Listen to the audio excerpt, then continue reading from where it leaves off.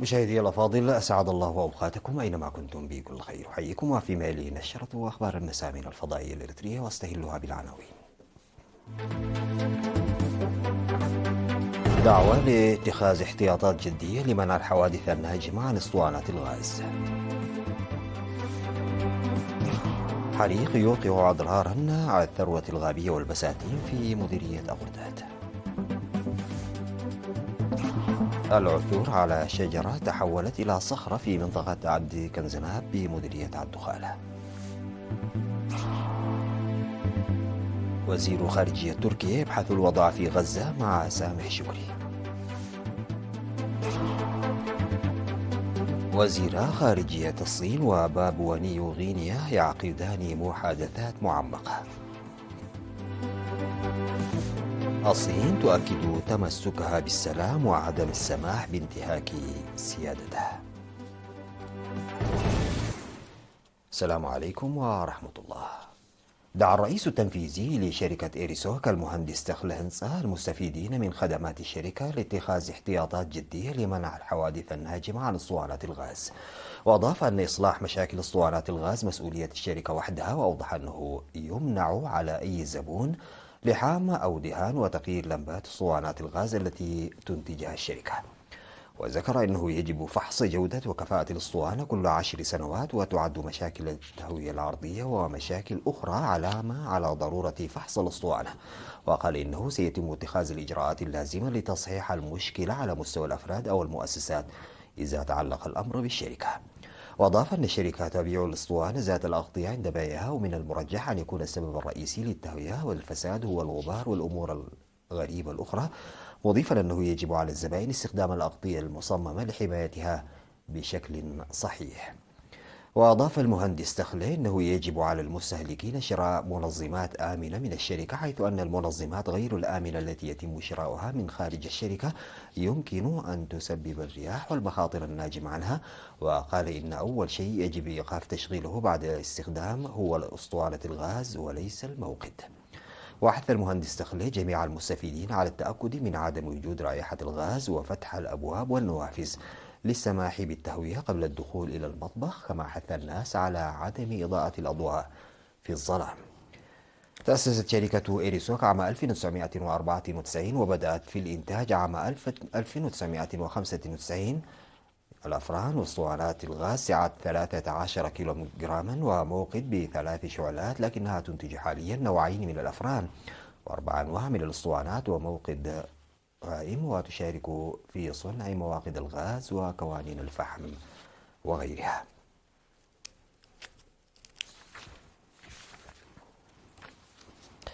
أوقع حريق نشب مساء 18 من إبريل في مديرية أغرداد أضرارا بالثروة الغابية والبساتين. وأوضح ممثل هيئة الغابات والحياة البرية في المديرية سيد برهي هبتوم إن الحريق الذي نشب على ضفاف وادي بركة على بعد 10 كيلومترات شرقي مدينة أغرداد تسبب في تدمير ممتلكات البساتين تقدر بأكثر من 700 ألف نقفة ونفوق 14 من الماشية. وذكر ضابط تحقيقات الجريمة في مركز أغرداد قبر مسقل عقباي أن أسباب الحريق توجد قيد التحقيق، ويمكنه أنه ناجم عن إشعال الرعاة للنار لأغراض حياتهم المعيشية والمزارعين لتنظيف الحقول الزراعية والبساتين.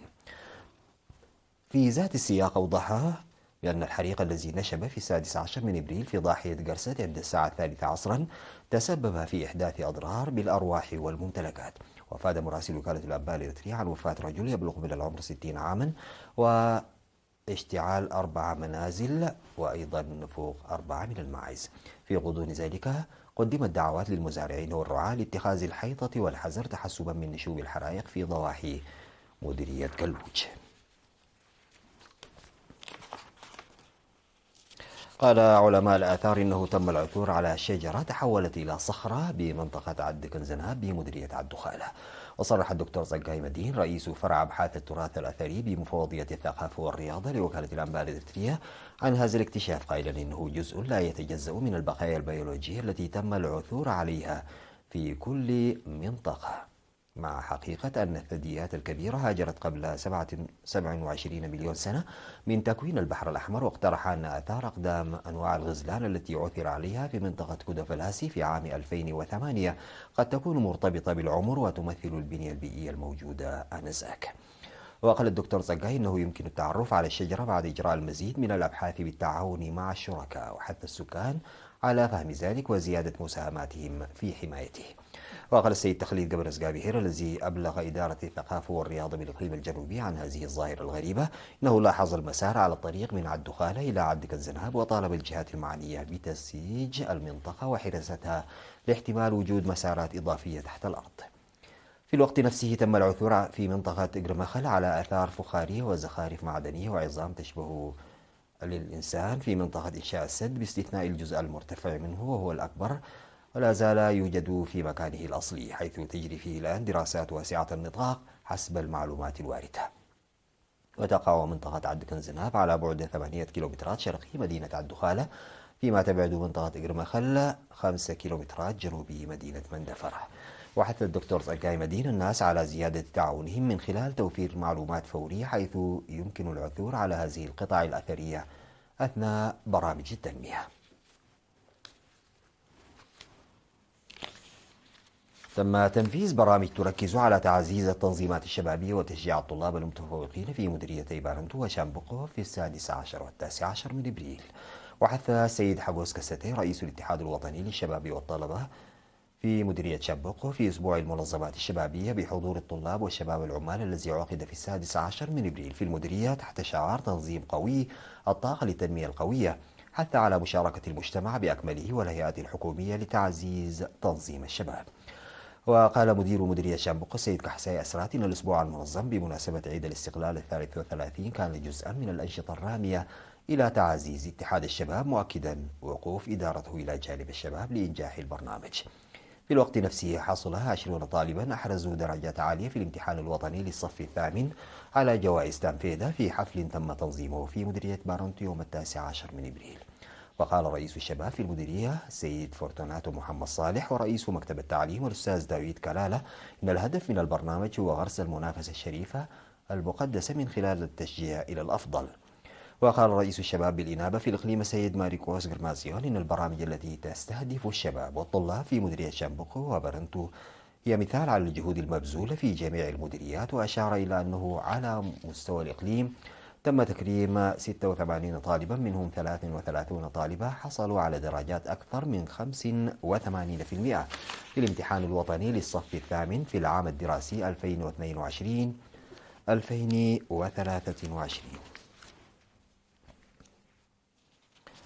حققت الأشجار المحلية المعمرة المغروسة في مساحة تبلغ حوالي 40 هكتارا في منطقة عندلاي بمديرية حقات بإقليم عنسبة نتائج جيدة. وقال السكان إن عملية الحفظ والحراسة الواعية أدت إلى إعادة تنمية الأشجار المعمرة التي كادت أن تنقرض وأصبحت مأوى وملاذا آمنا لمختلف الحيوانات البرية.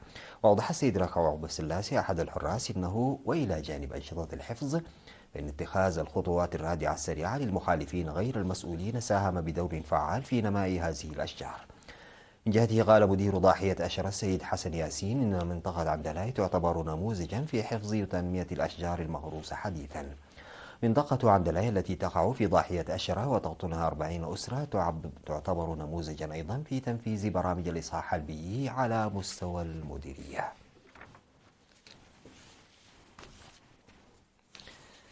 قام أعضاء جمعية الدفعة الأولى التعاونية للخدمة الوطنية بمبادرة تطوعية يوم 21 من إبريل للتبرع ب70 كيسا من الدم لإنقاذ الأرواح. وقال المنظمون إن هذا الحدث الذي يقام للمرة الخامسة ساعدهم على غرس المحبة والوئام المتبادل بالإضافة إلى إنقاذ الأرواح من خلال التبرع بالدم. وقال رئيس قسم التنظيم والحملات في الجمعية الوطنية للمتبرعين بالدم السيد جبريوناس جبرتنسائي إن عدد المتبرعين بالدم ظل يتزايد بفضل الحملات المستمرة. وأشاد رئيس دائرة التبرع بالدم في بنك الدم الوطني الممرض محاري أبراهام بالمبادرة التي قام بها أعضاء الجمعية التعاونية للدفعة الأولى من الخدمة الوطنية، وحث الجمعيات والمؤسسات الأخرى على اتباع هذه الممارسة المقدسة والتحول إلى متبرعين منتظمين.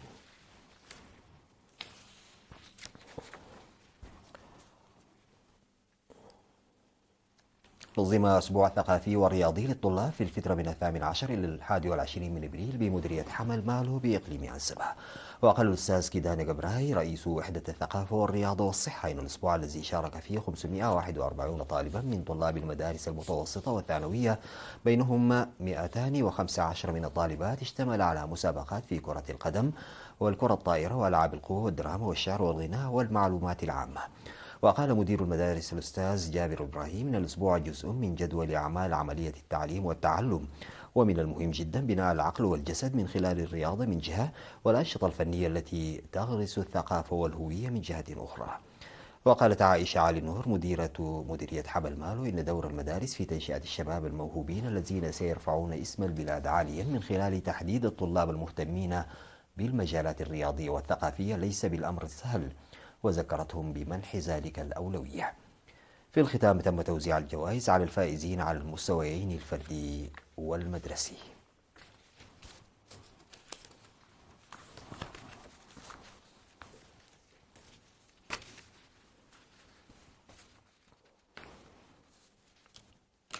بعد الفاصل سادتي أعود بالأخبار الخارجية.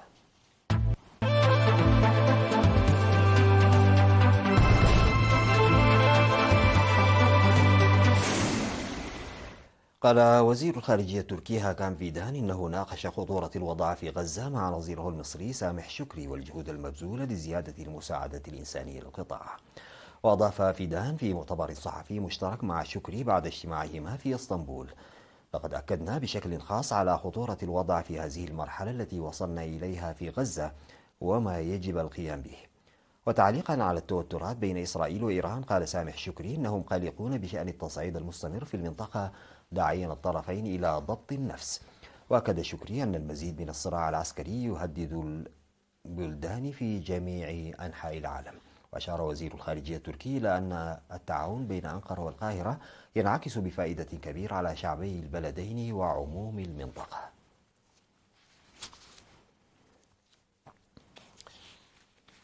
قال وزير الخارجية الصيني وانغ يي إنه عقد محادثات معمقة وودية مع نظيره من بابوا نيو غينيا جاستن تيكاتشينكو، وتم التوصل إلى توافق واسع بشأن العلاقات الثنائية.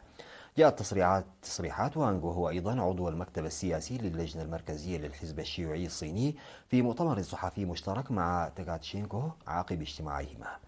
وأجمع وانغ وتيكاتشينكو على إيمانهما بأنه يتعين على الصين وبابوا نيو غينيا مواصلة الثقة والدعم المتبادلين والحفاظ بثبات على الشراكة الاستراتيجية الشاملة بين البلدين وتطويرها. وشدد على أن الصين تدعم بثبات بابوا نيو غينيا في حماية سيادتها ووحدة وسلامة أراضيها، فضلا عن دعمها في تبني مسار تنمية ناجح يناسب ظروفها الوطنية. واتفق الاثنان بالإجماع على التركيز بصورة مستمرة على التنمية والاهتمام برفاهية الشعب وتعزيز التعاون متبادل المنفعة في جميع المجالات.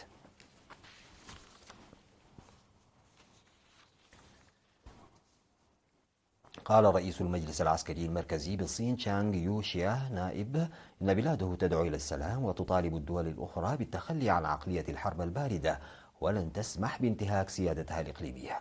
وأضاف خلال كلمته اليوم في افتتاح الندوة البحرية 19 لغرب المحيط الهادئ في مدينة تشينغداو الصينية إنه يجب أن نتخلى بشكل حاسم عن عقلية الحرب الباردة، فسياسة القوة لا تحظى بشعبية.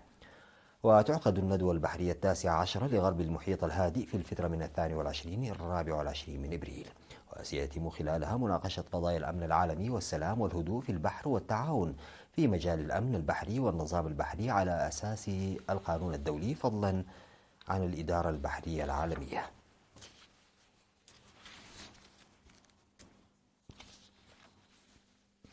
أطلقت حكومة بوروندي والأمم المتحدة نداء لجمع مساعدات مالية لمواجهة الآثار المدمرة للأمطار الموسمية التي تفاقمت بسبب ظاهرة النينيو المناخية وأدت إلى نزوح نحو 100 ألف شخص. وأكد مارتين نيتيريتسي وزير الداخلية البوروندي وفيوليت كينياتا منسقة الأمم المتحدة المقيمة في بوروندي في بيان أن الأمطار الغزيرة التي هطلت على البلاد تسببت في تسجيل خسائر في الأرواح وتدمير الحقول والمحاصيل ووسائل للعيش وأماكن سكن وبنى تحتية اجتماعية واقتصادية، لافتا إلى أن 306 آلاف شخص في البلاد يحتاجون إلى مساعدة إنسانية. ويشهد شرق إفريقيا أمطارا غزيرة في الأسابيع الأخيرة تسببت بمقتل 58 شخصا على الأقل في تنزانيا خلال النصف الأول من إبريل الجاري، و13 آخرين في كينيا.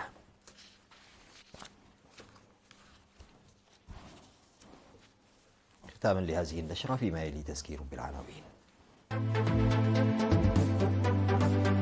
دعوة اتخاذ احتياطات جدية لمنع الحوادث الناجمة عن اسطوانات الغاز.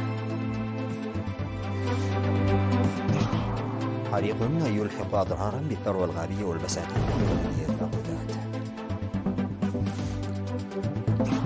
العثور على شجرة تحولت إلى صخرة في منطقة عبد الكنزناب بمديرية عبدغالة. وزير خارجية تركيا يبحث الوضع في غزة مع سامح شكري.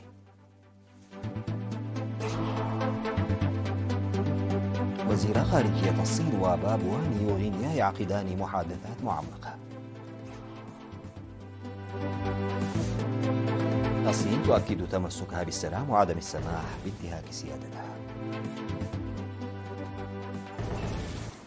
انتهت نشرة الأخبار قدمتها لحضراتكم من الفضائية الإريترية. شكرا لمتابعتكم، والسلام عليكم ورحمة الله تعالى وبركاته.